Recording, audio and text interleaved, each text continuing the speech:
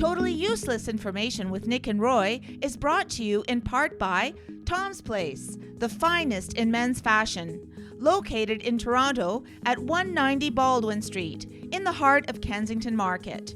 Or visit toms-place.com. It's everything you never needed to know. This is Totally Useless Information with Nick and Roy. Listen, laugh, and learn. Where in the world is it illegal to walk around naked? Hi, I'm Nick. And I'm naked. Oh, no. I'm Roy. Oh, no. And we scoured the internet this week to find out this totally useless information just for you. Plus, we'll answer your question in the mailbag section. A listener asked, is there a purpose to my cat's whiskers? Is that code? And in the news, she's a few chips short of a full can. Totally useless information. It's everything you never needed to know.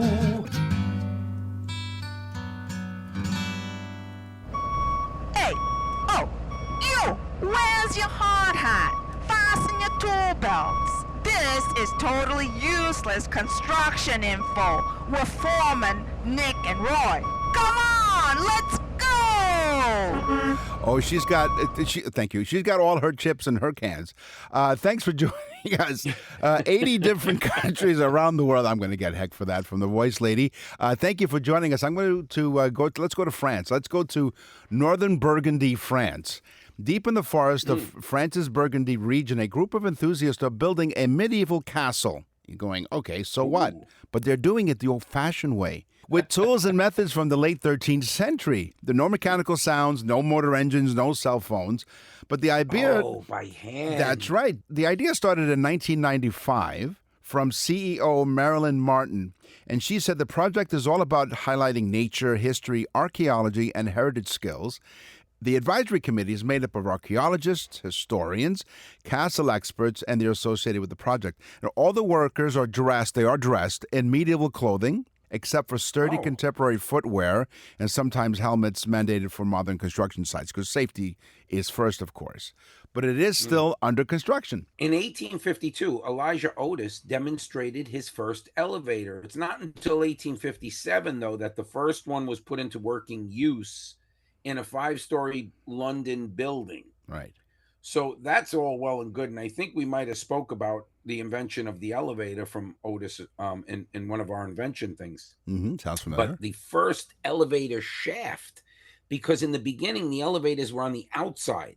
So in case people got stuck or anything like that, they could get them out and work on them if they broke down and so on. Right. But it's not until Peter Cooper designs the Cooper Union building in New York City, the school Cooper Union, which has a story for me, but I'll get to that in some other show. Okay. But this guy, Peter Cooper, designs the Cooper Union building with an elevator shaft, a closed elevator shaft.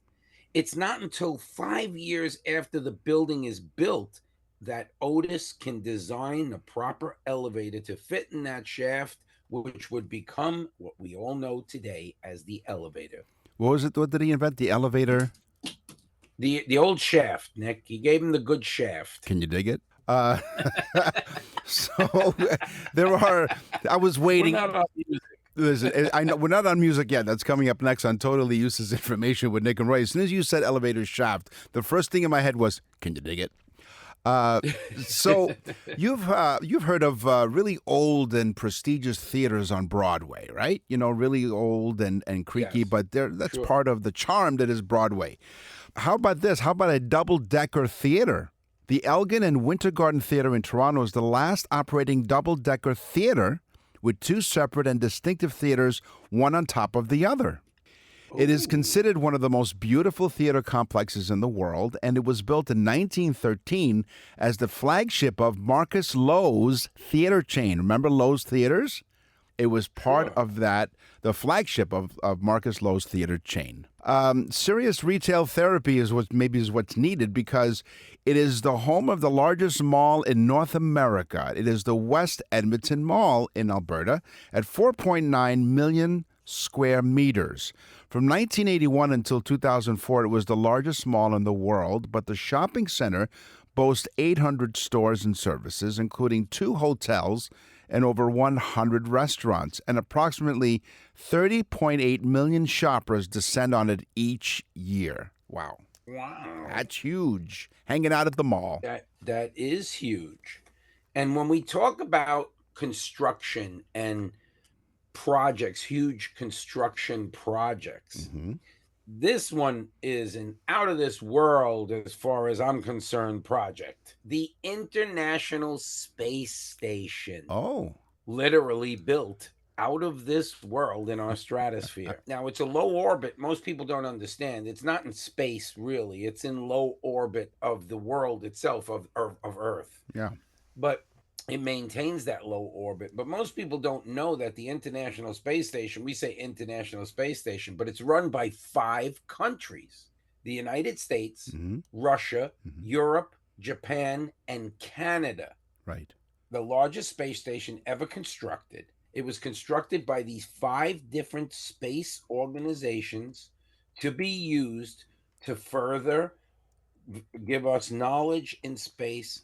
And of course, each piece was brought up there and assembled by different groups and the different docking stations and so on. It is so amazing that I started delving into this, and you could read on for days and days and days. 1975 was the first Apollo Soyuz test project. But of course, in the 1970s, space was the thing, and I think we're getting back to that now. So, International Space Station, an out of this world construction project. You know what I was thinking as you're saying all these countries send up some parts or whatever as they're assembling it. I wonder, like, we've all had experiences with putting together some IKEA furniture. I wonder if they had extra parts when they were assembling the International Space Center. Yeah, but they just keep them in case, just like we do. That's right. Yeah, so put them in a drawer. In fact, they have marked on the space station in one of the cabinets, it says junk drawer. No. It's space junk drawer. That's what it is. Holy church. There's never any space in the junk drawer. No, there isn't. That's true. But somehow you get those extra things. And you stuff it in there or whatever, and and somehow you find everything you need in there. Except for the 9-volt square battery you need for your smoke detector. That you have to touch to your tongue to see if it still works. Oh, my tongue is, you know what? My tongue is tickling as you tell me that, but I'm not telling you why. Holy Church, St. Joseph Oratory of Mount Royal is one of Canada's largest churches. The Roman Catholic minor basilica, as opposed to a major basilica, on Westmount Summit in Montreal, opened in 1967 and can seat 10,000 people. It's like a small arena. More than 2 million visitors and pilgrims visit the church each year. I thought pilgrims were extinct, but whatever. Not those kinds of pilgrims. I guess religious pilgrims. Do they wear the funny hats? I'm not sure. Well, that's what I was picturing. With the bucket, with the buckle. With the buckle. Buckle on their hat. The old buckle hat. Right. The building. Didn't we say on our show that that's not true? What? Oh, yeah, I think we did. That's true. That's true that it's not true. The building's granite exterior was constructed with blocks cut from Le Megantic quarries. So don't take the granite for granted. You know why the pilgrims didn't flourish, Nick? Why not? Because they were wearing their belts on their hat instead of their pants. That's right. So they had the buckles on their hats and their pants kept falling down. Yeah, you run around like that, you fall down because they're on your knees.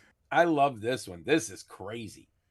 William Fuld, the CEO of Cunard Novelty Company, patented something that was being used called, they were called different things, but he named it and patented it, the Ouija board. Oh. You ever play Ouija board? Yes, a long time ago.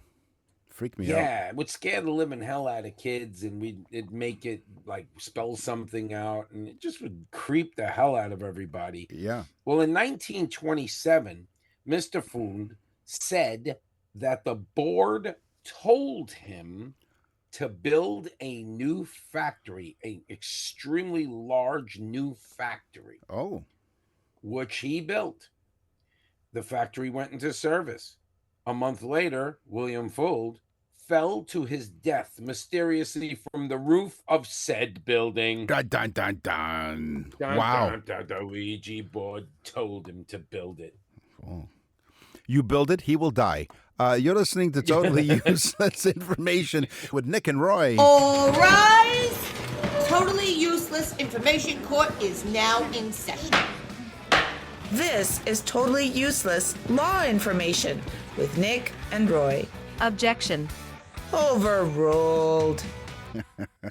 Oh, here's my teaser, because I know you've been shivering in the cold because you're not wearing any pants. But in Singapore, under Section 27A of the Miscellaneous Offenses Public Order and Nuisance Act, it is illegal to walk around naked if you are visible to the public.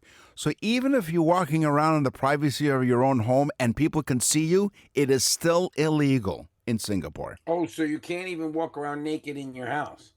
As long as no one can see you walk around naked. Well, where is this, Nick? In Singapore. Well, the law itself has so many words, they should have so many clothes on. But that's why when I was in Singapore, I saw all those people showering in their clothes. Right. Yeah, so but you can't go to, let's say, a gym right. and shower at a gym I guess where not. possibly someone could see you. See, there's a loophole in that law. 27A of the Miscellaneous Offenses Public Order and When Nuisance. I'm naked, I always say, if there's a loophole, fill it. 100%.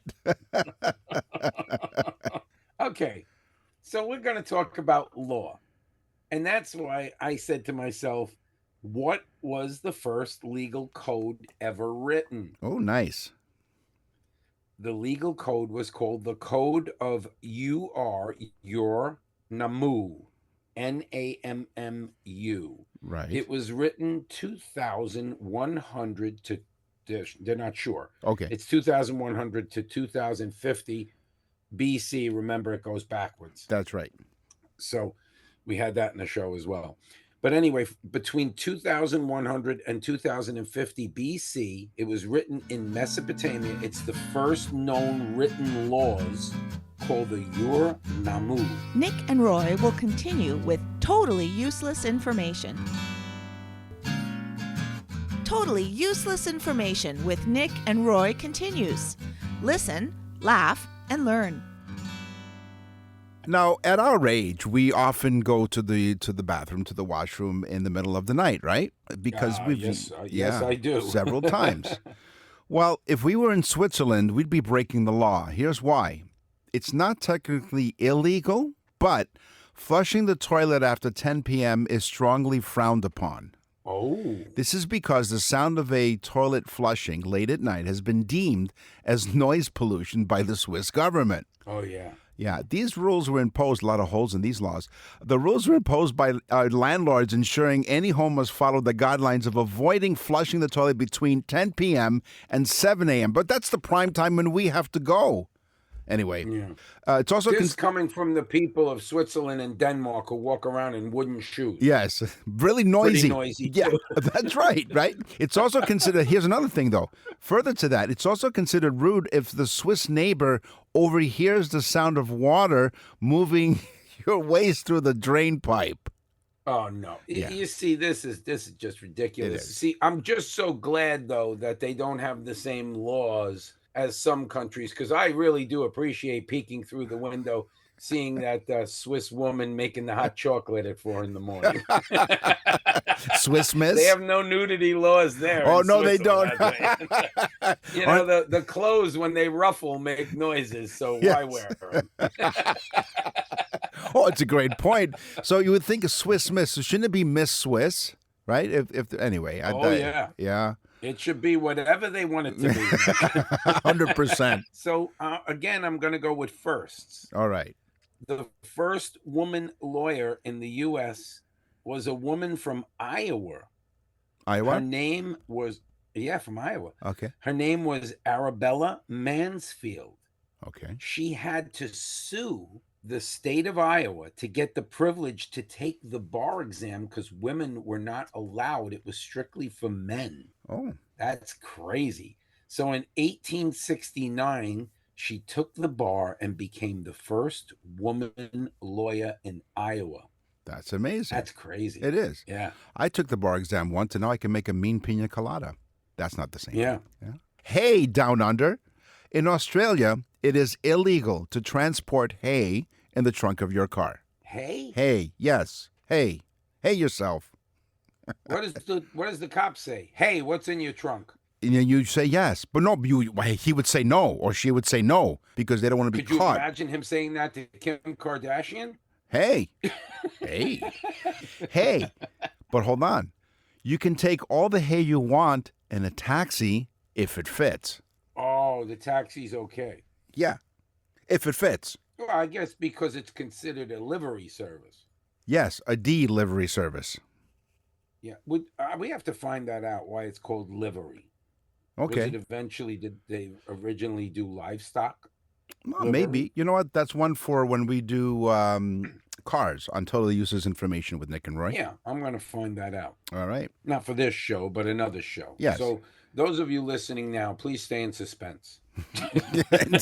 Please stay in suspenders. Keep your pants up. It's suspense for two things: the Swiss Miss woman and my finding out about livery.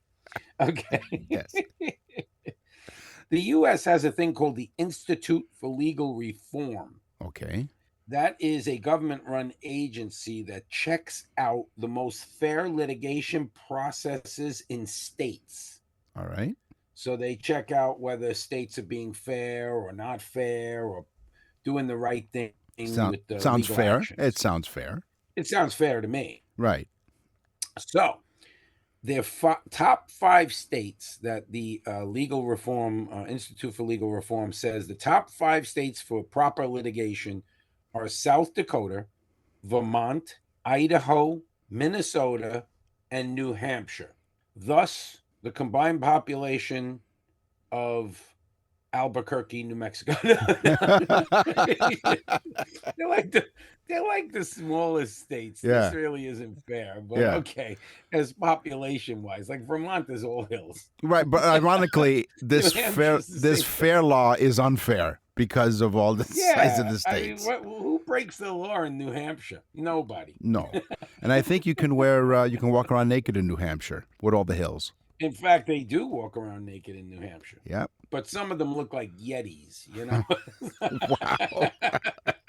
Just some of them. Just some Okay, of them. What are the bottom 5? Okay. Who made the bottom 5? All right. Get ready. California, Ooh. Illinois. No noise in Illinois. No. Missouri, Louisiana. Oh, that's interesting. A lot of corruption in Illinois and Louisiana and California. But also Missouri. Missouri. Yeah.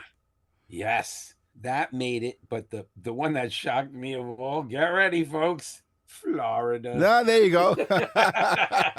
That's because we have useless litigation. Yeah. here. Wow. That's right. We have so many slip and fall lawyers, and Wow. Das Well, Gas. we got an elderly population. They're always falling. Yes, and they can't get up. People all over the streets. Das Gas. On the German Autobahn, it is illegal to run out of gas. You could face a big fine, and don't even think of walking to the gas station because you'll get another fine for that. Oh. So here's why. Germans. Deutschland. I'm a Thank little you. slow this morning. That's all right. A little behind. It takes them 90 minutes to watch 60 minutes. Germans believe that you have the power to keep your car properly gassed up. So if you run out of gas, it's your own fault. No. Let me stop you there, Nick. You do not have the power because you have no gas. That's have the true. ability, but not the power. On top of it all, well, they're saying walking along the highway is unsafe, as having your vehicle stalled on the side of the road as well. So keep your eyes on your gas gauge and fill her up when you get low. Otherwise, you'll get charged in Germany. That's insult to injury. Do the Germans think that the people want to run out of gas? I mean, it's an inconvenience to run out of gas to begin with. Right. Plus, God only knows how much hay they have in the trunk. Hey, that's right. It slowed them down. Okay, lawyers. My son is an attorney. Okay. And his wife. Very proud of the both of them. Yes. But lawyers are so dramatic. They're so dramatic, in fact. Yeah. Get ready for these names. Jerry Springer. Yeah. Oh, really? Lawyer. Yes. Okay. John Cleese from Monty Python. Didn't know that. Lawyer. Nice. Geraldo Rivera. Oh, surprising. He's a lawyer. The guy who found nothing in Al Capone's tomb, in Al Capone's secret stash, found an empty room. he should be disbarred. Yeah. Okay. Ozzie Nelson from Ozzie and Harriet, Nice. a lawyer. All these people, dramatic people, lawyers. Wow. Cool. You're listening to Totally Useless Information with Nick and Roy. From Beethoven to Bieber, rock and roll to rhythm and blues. This is Totally Useless Music Information with Nick and Roy. So Neil Diamond, okay? Everybody loves Neil Diamond. He's great. He is great. But what most people don't know, well, if you're a frequent listener to the show, you know that I sing, I entertain, and Right? do shows around all over the place, but mainly Southwest Florida. And go to hold on, let's give the plug, musicbyroy.com. Yes, musicbyroy.com, musicbyroy.com. But anyway, so one of the things that amazes me is certain songs, you know. And one of the songs, like Neil Diamond wrote music to make money long before he was a star himself. Oh, okay. And so there are certain songs that we just know. Everyone knows them. It transcends generations. One of those songs is a Neil Diamond hit that nobody knows is a Neil Diamond hit. Okay. And it goes, I thought love was only true in fairy tales. Oh, wait a minute. I'm a believer from the Monkees. Wow. Yes.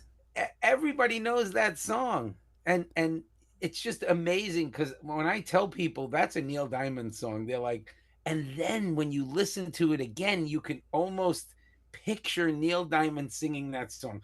I encourage people out there, download I'm a Believer from the Monkees and then picture Neil Diamond. You can almost hear him singing it. Nick and Roy will continue with totally useless information. Here comes the groom. Is there an upcoming wedding on your calendar? Hi, Nick and Roy for Tom's Place. If you're the lucky groom, Tom is your best man and ready to make you and your wedding party look stunning on your big day. Whether it's formal or casual, destination, celebration, traditional, or contemporary, they literally have you covered in clothes with their tailored suits and classic tuxedos, complete with all the accessories to help you shine in the spotlight. Why rent when it's so affordable to buy an outfit that will serve you well for years? For the father of the bride or groom or a special guest needing elegant attire, Tom's Wedding Specialist help you save more and dress better. Discover more, including Canadian-made brands. Make sure you enter the wonderful wedding contest at toms-place.com. That's toms-place.com to win a $500 credit for your wedding party. Tom's Place, 190 Baldwin Street in the heart of a Kensington market in Toronto. Tom's Place will suit you. We're back with totally useless information with Nick and Roy. Listen, laugh, and learn. Remember as a kid, you were told never to play with your vegetables. You have to eat your vegetables, right? Don't play with your food. Don't play with your vegetables, right? Well, Nick is so old that he predates vegetables. Right. They were like, Nick, when you eat your tree. Well, yeah. How about this? How about playing with your vegetables? Oh, yeah. So that is the sound of vegetable instruments, okay?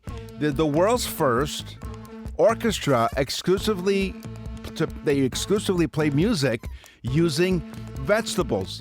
They played over 344 concerts over the course of 27 years. The 11-piece vegetable orchestra formed in Vienna in 1999 when The old Vienna Vegetable Choir. That's the Vienna Vegetable Orchestra, so VVO. That's amazing because Nick has something in common. These people in Vienna use vegetables as musical instruments. Right. And Nick looks like a vegetable while playing a musical instrument. Right. Like a head of cabbage.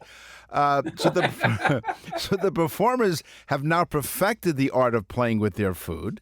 Their instruments include carrots carved into recorders and leeks into mandolins. The orchestra was awarded the Guinness World Record for the most concerts by a vegetable orchestra when they played their three. One. Well, yeah, but One. wait, so this is after they played their 344th show. So any unused vegetables, because if you're wondering, so when they're done with the concert, obviously the vegetables won't last long. They have a great stir fry. Well, they're made into soup to be served at the concert. Oh no! So imagine, yeah, I'd love a vegetable stew with vegetables handled by musicians. Yeah, you got to see a doctor when you have a leaky mandolin. That's right. Here's the thing. Here's the question everyone asks, of course. Are the musicians vegetarians? The answer is no.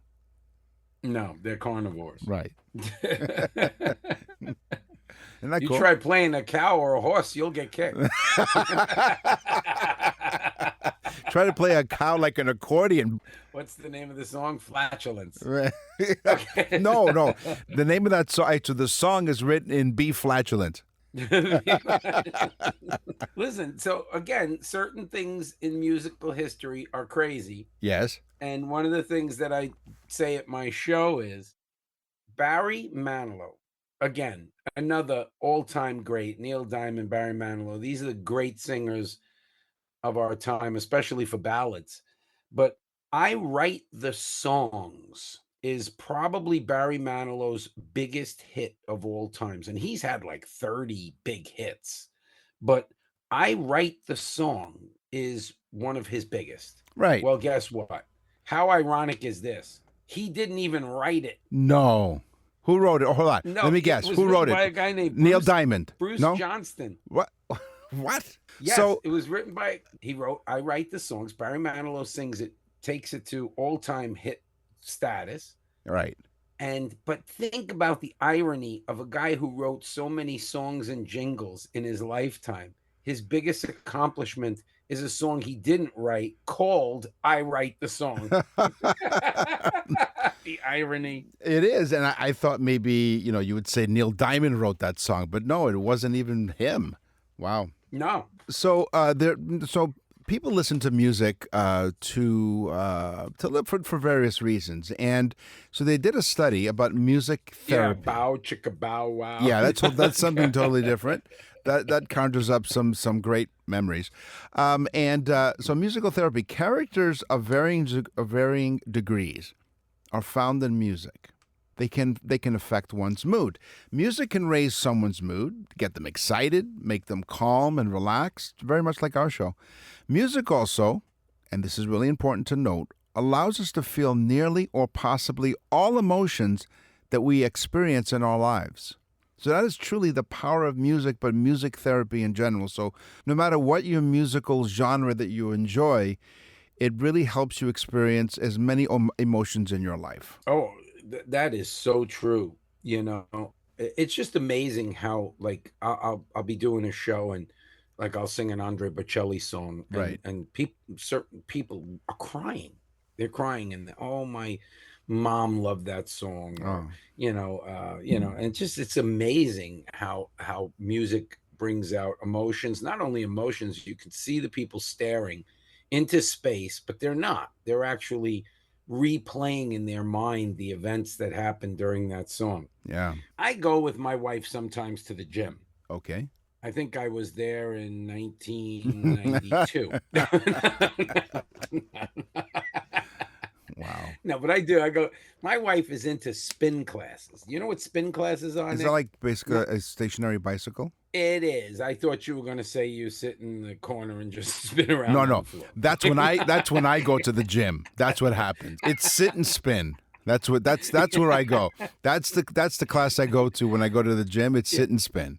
Yeah, Nick goes to a bar. He does fall classes. Right. In the spring, go figure. But anyway, so my wife goes to these spin classes. Okay. So I'm talking to the guy who does the spin class, All who right. I don't like because he's a good-looking guy in good shape. Oh. And my wife stares directly at him for direction, Yeah. or so she says. Right. But you know what? But, But hold on, anyway. hold on. But she's thinking of you every single moment. Of course she is. I'm sitting there and I'm thinking to myself as I'm in this class, the music is blasting. It's this like techno boom, boom, boom, boom, boom, boom, boom. And I talked to the guy after the spin class, and he says that studies were done. And I said, wait a minute, I'm putting this on the show. Studies were done that the spin classes, these girls have to go and guys have to go like crazy to keep up with this spinning. I mean, they're sweating like crazy. They're spinning. The musical beat has something to do with the rhythm and the rhythm of their cardiovascular system. The faster the beat, the faster they can go. And studies were done that working out with louder music, if louder is a word, Yeah. and and uh and the beat of the music. So the cardiovascular system works also with the beat of the music. I thought that that was amazing. It took the guy 3 times to explain it to me because I couldn't hear him because all I heard was boom, boom, boom, boom. So you're either in a spin class at the gym or you're in one of those fashion designer stores. Yeah, and I didn't trust him. I actually looked it up, and it is true. Okay, there you go. So the oldest song known to man is Hurrian Hymn number 6, because the first 5 really didn't matter, which was I was written. going to say, if that's the oldest song, what about 1, 2, 3, 4, and 5? It wasn't good enough. So it was written around 1400 BC. It was discovered in the 1950s on clay tablets in the ancient Syrian city of Ugarit. Wow. And according to my research, of course, on Totally Useless Information with Nick and Roy, that particular information was published in Rolling Clay magazine. Can you imagine, though, them sitting there trying to decipher the hieroglyphics? And it says, okay, see. All right, I think I have the first set of words. Camptown races sing my song. Doo-dah, doo-dah. Oh, Camptown man. races sing my song. Doo-dah, doo-dah. Doo-dah. Guess what, folks? That's stuck in your head like an earworm It for the is rest of the day. 100%. Thank you very much for that. It keeps going and going and going. Is that you in the evening when you're sleeping? Yeah, and going. No, it's when I wake up in the middle of the night and going and going and going. So, participants included in this epidemic music group and lasted for 453 hours, 54 minutes, and 40 seconds. It was a concert as part of Canada's celebration of the country's 150th anniversary. 453 hours, 54 minutes, 40 seconds. You're listening to Totally Useless Information with Nick and Roy. We talked about singing birthday. So one of the things that we do is on the birthday message that we provide when you order one through nickandroy.com at the Nick and Roy store is Roy sings a little happy birthday. We provide some useless information about the day that the birthday recipient was born, and it's for your loved one. You go to nickandroy.com. You go to the Nick and Roy store and order a very special birthday message for your loved one. Nick and Roy will continue with totally useless information. You're listening to Totally Useless Information with Nick and Roy. Listen, laugh, and learn. What's in the mailbag? What's in the mail?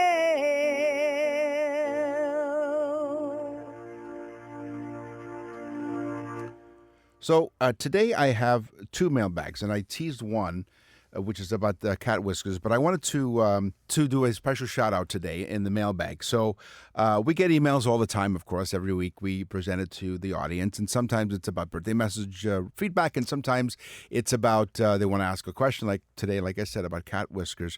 But I got a very special one, a quite touching email a while ago. Yeah, this one touched our hearts. So I'm not going to read it to you, but basically, it was one of our listeners who listened to our show on CKTB in St. Catharines as part of the iHeartRadio network, coast to coast in Canada. And she said that her mom loved our show.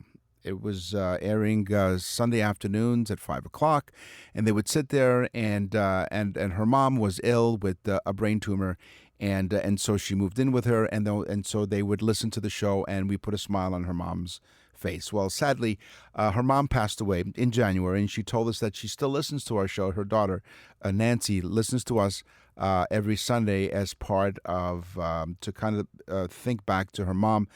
And her mom's name is Bernadette, or they called her Bernie. And Bernadette, I know you're listening to us up there, and I'm sure you're laughing and smiling. We really appreciate that. And Nancy, thank you for reaching out and sharing something really personal. It was really touching to Roy and I when we found out that we put a smile on your mom's face. Yeah, that was a heartfelt email, and it really is touching to Nick and I. After 5 years of doing this, we really do enjoy doing it. But honestly, hearing from the listeners who tell us how touching it is to them, or how much they learn from the show, or how much they laugh from the show, or how they like the person I just spoke about, how their whole family is involved in the show. It's amazing to us, and it is gratifying to us, and we are honored to do the show for you. It is. So here's the other mailbag that I have. Lisa from Jasper, Alberta says, Dear Nick and Roy, we love listening to your show. We always get a giggle from you guys. Just a giggle. Both of you are really funny, and I wouldn't mind hanging out with you one day. Oh, sounds like a proposal to me, don't you think? Sounds like we're back in the 80s. Here's my question. My husband and I are both cat lovers. In fact, right after we met, we introduced our cats to each other. They also got along right away, and we knew that we would get along too. Isn't that nice? So they used their pet cats to find out if the two of them will hit it off, and they did. So here's my question. So now the cats share the same litter box. That's correct. And so do the husband and wife. Yes, in so many ways. So here's my question. What is the purpose of the length of the cat's whiskers? Well, that's a great question, Lisa. Thank you. Cats use their whiskers to determine Is whether it a measurement thing. Yes, they use their whiskers to determine whether they can fit through tight spaces. We've been doing this show for way too long. Yes, the length of a cat. No, well, it's a great guess, right? Sometimes we guess correctly and sometimes we don't. But when a cat approaches a narrow passage, it uses its whiskers to gauge whether it can pass through without getting stuck. So yes, so there is a purpose for the length of the whiskers on your cat. So thank you, Lisa. What a great question. On the show today, we talked about law. We talked about construction. We talked about music. It's time for the news. And now, from around the corner and around the world, this is TUI News. An Orlando woman was arrested after a... What? Florida. Okay, but hold on. So in my teaser, what did I say in my teaser? I said this woman, she is a few chips short of a full can, okay? An Orlando woman was arrested after attacking a man recently, according to the Orange County Sheriff's Office. Orange County Deputy Adams said he responded to a physical fight at the 7-Eleven gas station. It happened on International Drive in Orlando. So if you're familiar with that area, International Drive. It couldn't happen at a gas station convenience store, could it? Yeah, 7-Eleven gas station. So according to Adams, he said, I arrived at the 7-Eleven and eventually made contact with the victim, who was later identified by his Florida driver's license as Martin Milburn. Her weapon of choice? A Pringles chip can. Oh, yeah. Martin. Did he conceal it in his pants? He didn't, right? And he realized that she wasn't as stacked up. I've been, people have said that to me. Is that a Pringles can in your pants, or you're just happy to see me? No, you're just stacked. So anyway, Martin stated that the assailant, Shanika Sardal, struck him in the eye with a Pringles chip can and took off running. So she struck him in the eye? She struck him in the eye with the Pringles can. Ooh. Yeah. So Martin stated that she did this. So while speaking with Martin, this is now going back to the Deputy Adams, While speaking with Martin, the victim, I observed that Martin had a significant cut on his right eyebrow and below his eye, causing him to bleed. Yeah. Yeah. So From the can. This from is the Pringles can. From the Pringles can, yeah. But she fled yeah, the these scene. are dangerous weapons. Orange County Fire Rescue treated Martin's injuries on the scene. They're still looking for Shanika. Oh, wait a minute. So Shanika got away? She got away. She hit him with the Pringles can, and then she fled the scene. And was the Pringles can empty or full?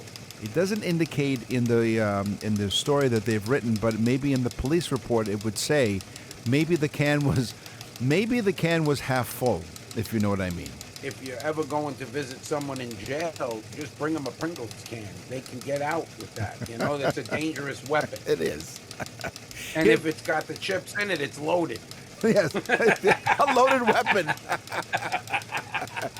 Speaking of I loaded, guess that's a loaded baked potato. it is. Yeah, maybe So she. this guy, Yeah. why did she hit him? Does anybody say? All they said is that Did this guy try to take a chip? they Did responded this to. guy maybe try to pinch the can? They, You know what I mean? No, they responded to a physical fight, according to the report. So Oh, so he knows Shaniqua. it's Shanika. Shanika's probably he knows her. yes, they know each other. So So that's how they have her name. Yeah, I couldn't so- figure that out. Yeah. So he knows her. They had a verbal altercation or some sort of. well, became physical, Ouch. but became physical, right? And I guess it became physical when she threw the can at him. So we're not sure what the nature of the argument was, but Shanika is on the loose, and so if you're a witness to the 7-Eleven International Drive in Orlando, please call the Orange And County looking at the Police. saturated fat on the Pringles can, we could basically judge. No, she wasn't at Walmart. That's all the time that we had. That's all the time that we have for Totally Useless Information with Nick and Roy. Thank you very much for joining us. We will scour the internet far and wide to find totally useless information just for you. So until next week, tell a friend about the trend. Tell everyone about Totally Useless Information with Nick and Roy, and go to nickandroy.com. Look at the birthday message. You will be so happy and excited that you did. I'm Nick. And I'm Roy. Thanks for listening. Totally Useless Information with Nick and Roy is recorded and produced in Canada. For more totally useless information, visit nickandroy.com. That's nickandroy.com. Totally Useless Information with Nick and Roy has been brought to you in part by Tom's Place, the finest in men's fashion. Located in Toronto at 190 Baldwin Street in the heart of Kensington Market. Or visit toms-place.com.